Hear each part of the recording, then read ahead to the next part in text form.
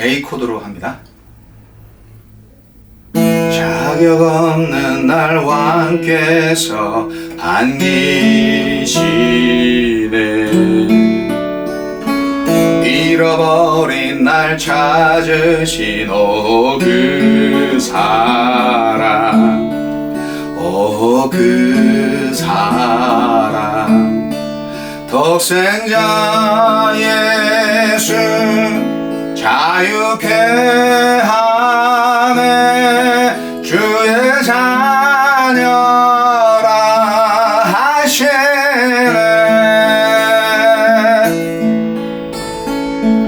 내 모든 죄에 속하신 주의 은혜. 나 죄 아래 있을 때 나를 위하여 죽으신 예수, 독생자 예수 자유케 하네. 주의 자녀라 하시네. 아버지 집에 거할 곳 있네. 주의 자녀라 하시네.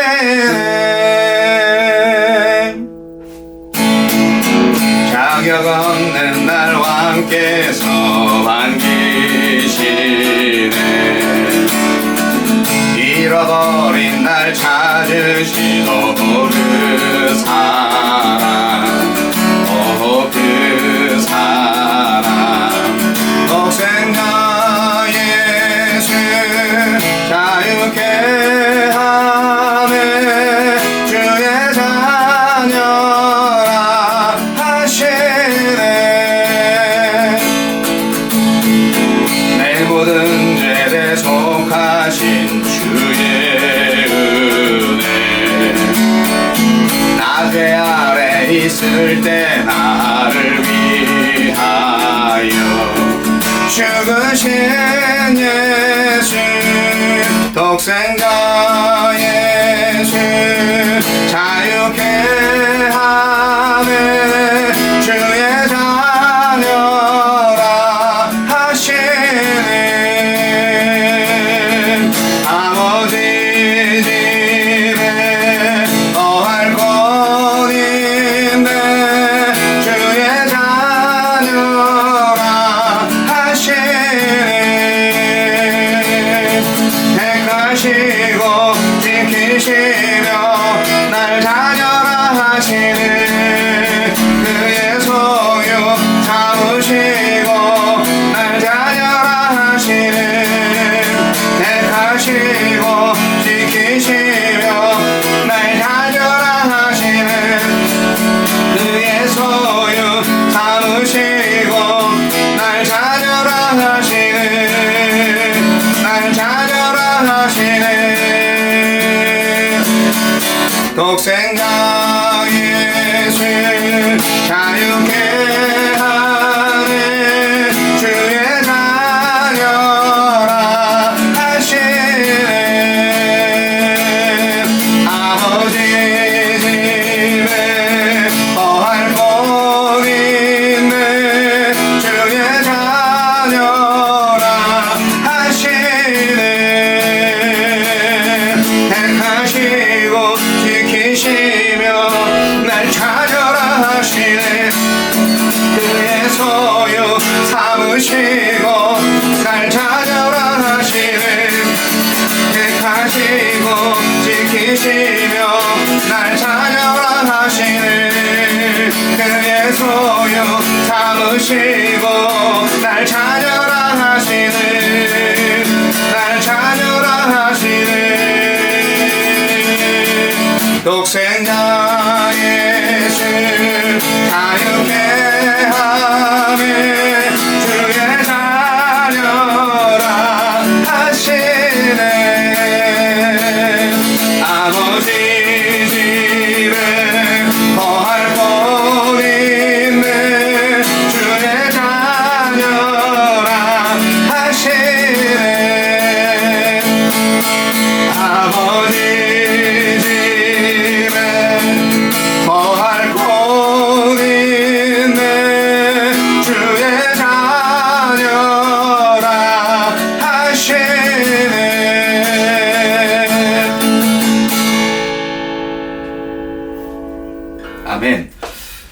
찬송을 할 때마다 생각나는 성경 구절 여러분 기억나시죠?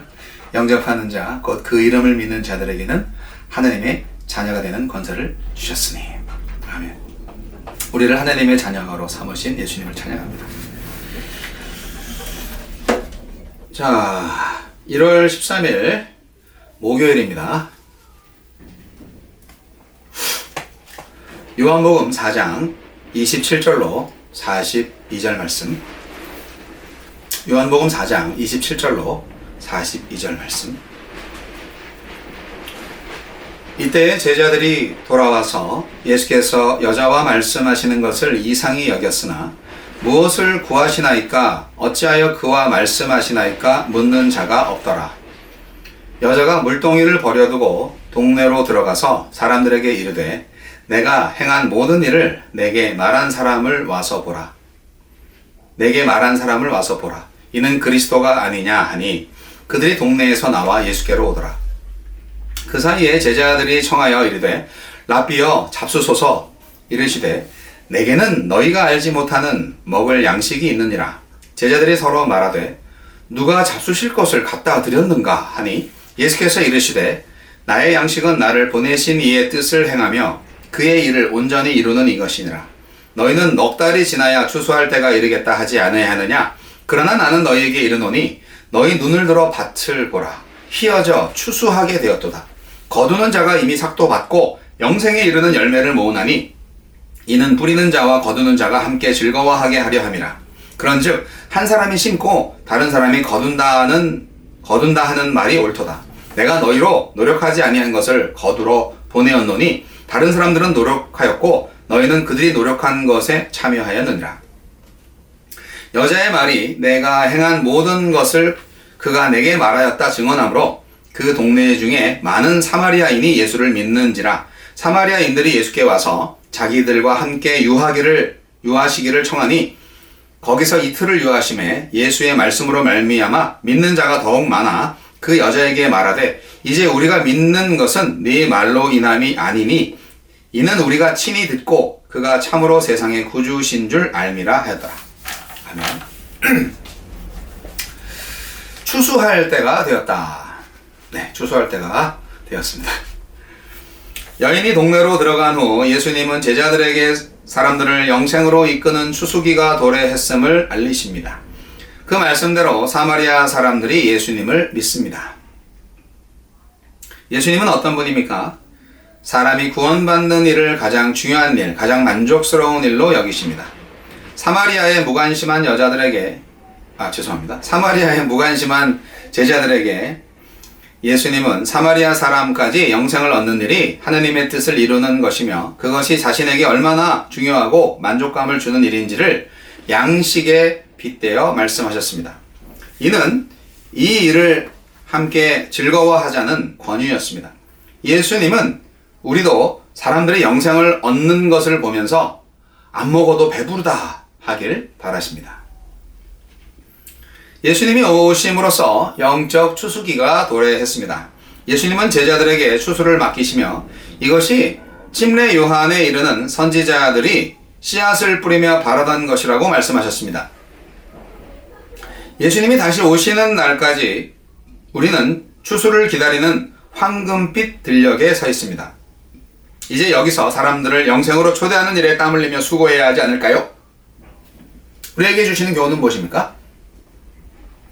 제자들은 예수님이 통념을 깨고 사마리아 여인과 대화를 나누시는 것을 보고 이상히 여기면서도 묻지 않았습니다. 묻지 않으므로 사마리아 사람들을 향한 편견을 고집했습니다. 그들은 잡수소서 할 것이 아니라 어찌하여 사마리아 여인과 대화를 나누셨습니까? 그렇게 물었어야 했습니다. 묻지 않고 묻어두면 편견과 선입견에 빠져서 벗어날 수가 없습니다. 진리가 들어오는 문은 질문입니다. 모르면 질문하셔야죠. 자기 자신을 감추고 싶어서 사람들을 피해 물을 깃던 여인이 더는 숨지 않고 이제 사람들 앞에 섰습니다. 예수님께 받아들여지자 목마름이 모두 해소되었기 때문입니다. 우리는 예수님께 받아들여진, 즉 사랑받는 사람입니다. 주님이 십자가에서 내게 보여주신 사랑을 온전히 받아들이고 주님이 사랑하시는 나 자신을 절대 하찮게 여기지 마시기 바랍니다. 복음이 경계를 넘어서 전파되고 있습니다. 구원은 유대인에게서 났지만 그 구원이 유대의 경계를 넘어섰습니다. 성전이신 예수님에게서 나오는 생명의 강물이 유대인의 편견을 깨고 사마리아까지 흘렀습니다. 복음의 강물은 오늘도 온 세상 사람들에게 흘러가고 있습니다. 편견의 둑을 쌓지 말고 강물이 퍼져나가는 수로가 되시기 바랍니다. 주여, 신실한 추수의 일꾼이 되어서 사람들을 영생의 곳간으로 들이게 하소서. 네, 오늘 예수님이 정말 기뻐하는 광경의 모습이 펼쳐집니다.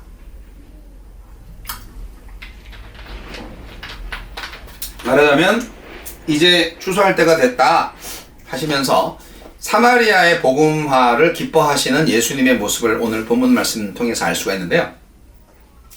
사마리아 여인한테 드디어 예수님이 자기가 메시아다라는 것을 밝혔고, 이 사마리아 여인은 처음에는 뭐 잘 몰랐지만 나중에 믿게 됐어요. 그래서 이 사마리아 여인을 통해서 그 사마리아 지방이 예수님을 메시아로 믿게 되는 놀라운 역사가 일어나는 것입니다. 예수님이요, 이 사건 전체를 이제 정리할게요.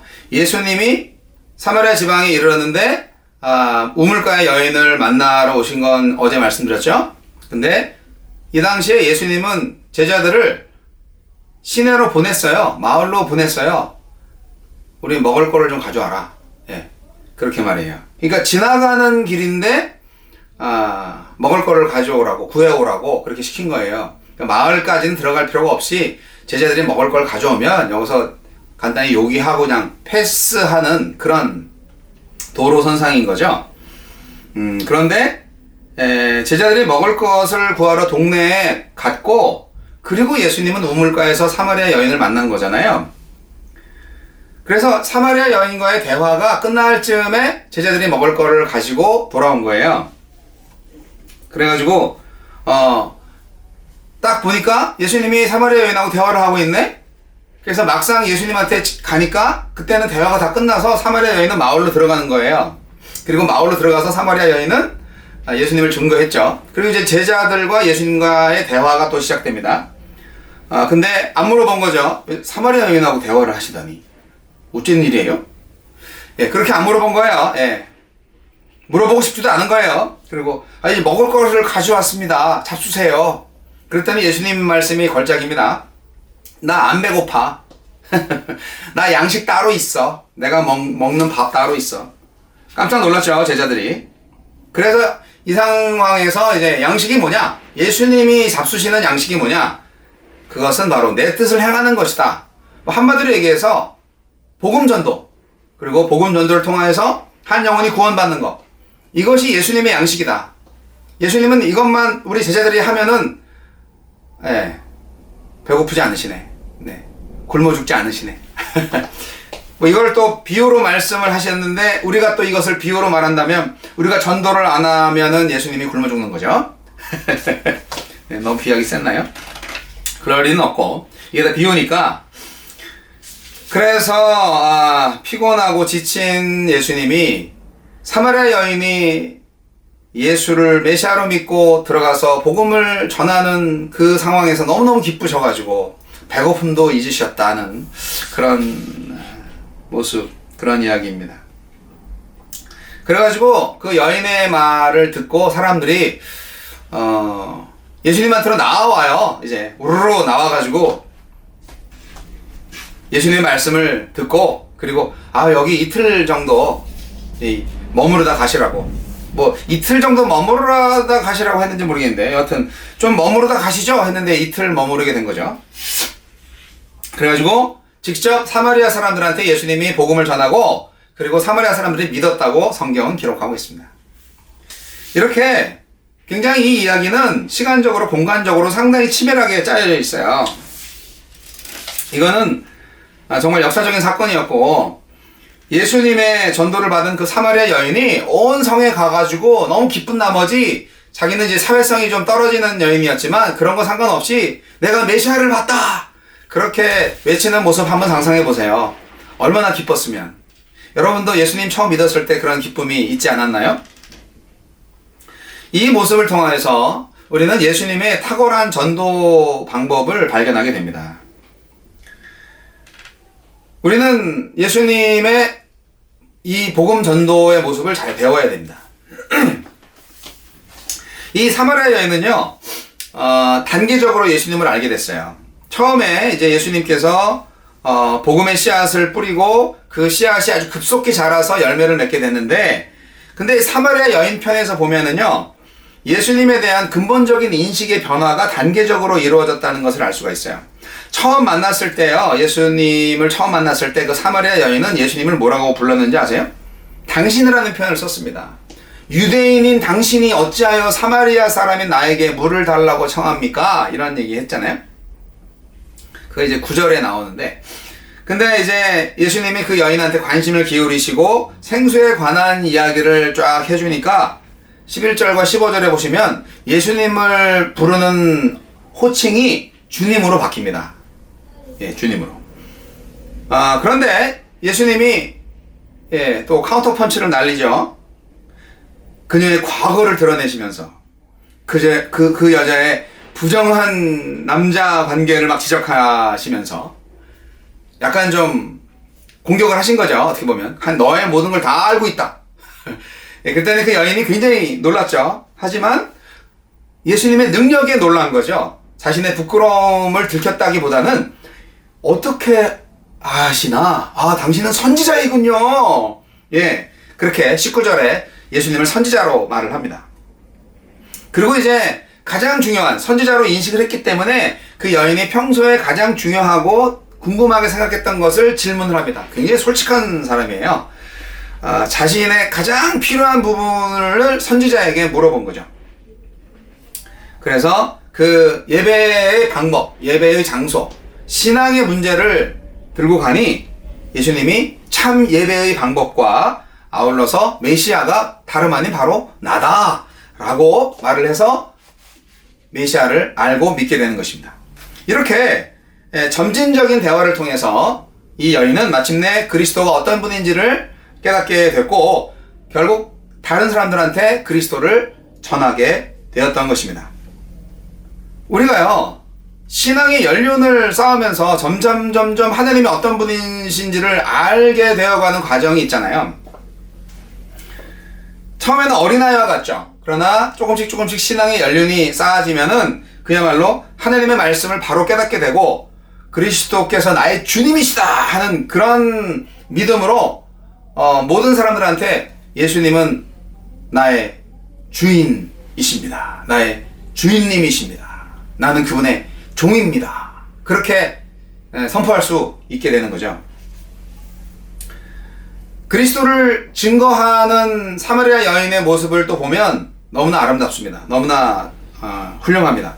이 사마리아 여인은 그 소식을, 그 믿음을 갖게 되니까 도저히 혼자서만 있을 수가 없었죠. 그 기쁜 소식을 혼자만 간직한 게 아니라 그 감격과 흥분을 다른 사람들한테 알리고자 했습니다. 그래서 우물가에 물을 길러 왔다가 물동이를 버려두고 마을로 쏘살같이 뛰어가서 마르지 아니하는 영생수, 마르지 아니하는 샘, 그 놀라운 샘에 대한 소식을 전했던 것입니다. 이렇게 정말 그리스도와의 첫 만남에서 가슴 벅차게 뛰어오르는 이 뜨거운 소망을 가지고 세상으로 나아가는 이 여인의 실천적인 믿음, 메마른 복음전도의 현장에 꼭 필요한 사람이 아닐까요?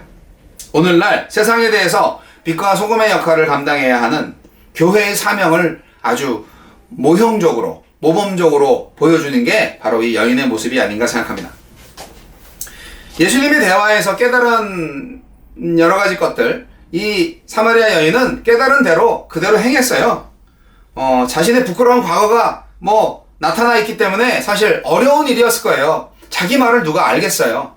그렇지만 믿거나 말거나 그 여인은 복음을 전할 수밖에 없는 그런 정말 가슴 벅찬 뜨거운 그 열정이 생겼던 것이죠. 나는 죽어도 관계없다. 나는 상관없다. 그러나 예수님이 오셨다.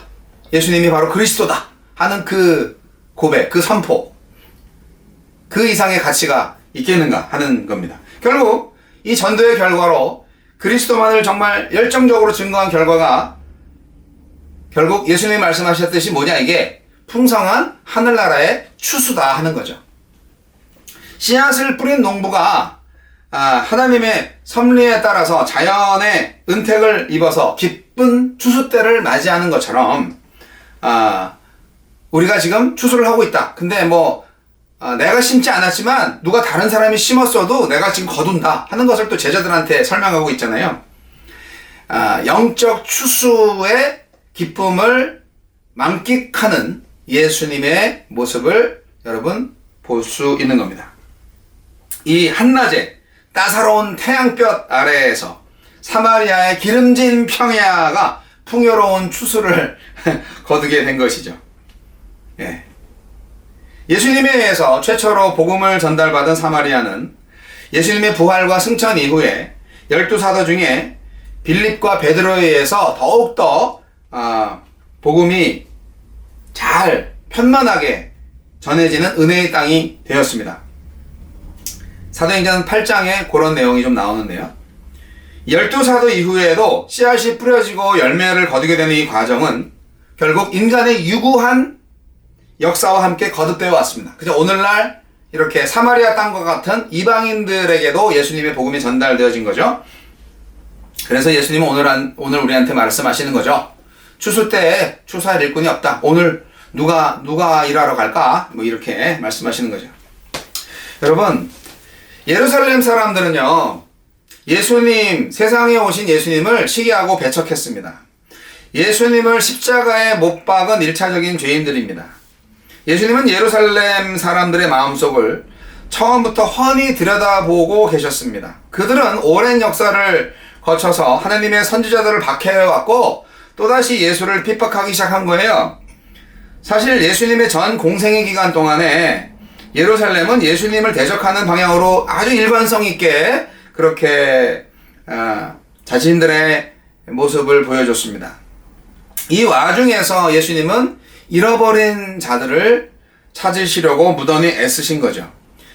우리는 예루살렘과 대조적으로 북이스라엘 왕국의 수도였던 사마리아가 역사적으로 유대인으로부터는 아주 이민족이고 혼합 종교의 성읍이라고 천대받고 막 멸시받았던 그런 거를 기억하고 있습니다. 하지만 의외로 사마리아가 예수님의 전도를 받아서 풍성한 열매를 거두지 않았습니까? 비록 누가복음 9장 51절로 56절에 예루살렘을 향해 가시는 도중에 예수께서 사마리아를 경유하셨을 때 그들이 예수를 영접하지 않은 기록이 나오기는 합니다. 하지만 이것은 부분적이고 특수한 상황 가운데 전개된 일임을 알아야 되고요. 그 당시에 예수님은 순수한 전도의 목적으로가 아니라 예루살렘에 이르기 위해서 사마리아의 한 촌을 지나가신 거기 때문에요. 그곳의 사마리아인들이 평소 유대인들과 민족적인 감정이 있어서 예수님이 예루살렘으로 올라가신다는 사실을 달가워하지 않았던 거거든요. 누가복음 9장 53절에는 그런 기록이 있습니다.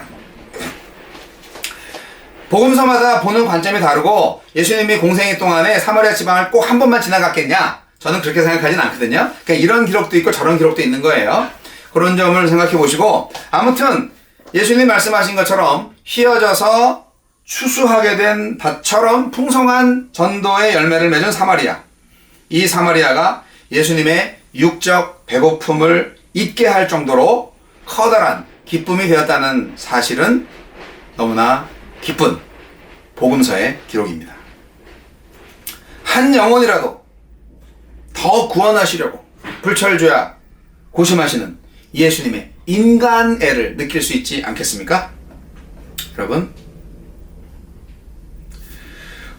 요새요 교회를 다니면서도 예수님을 영접하지 않거나 또는 처음 간직한 믿음이 오랜 시간을 거쳐서 퇴색되어서 입만 무성한 무화과 나무처럼 되어 있는 그런 교인들 많이 봅니다. 그리고요, 복음이 필요한 것은요, 죄가 많은 곳에 더 될 수 있다 생각해요. 죄가 많은 곳에 은혜가 더 풍성하다, 그런 거죠. 사람이 외형만 보고 그 사람을 판단할 때는 실수를 범합니다. 죄악이 정말 꽉 차 있는 이 세상에서는요,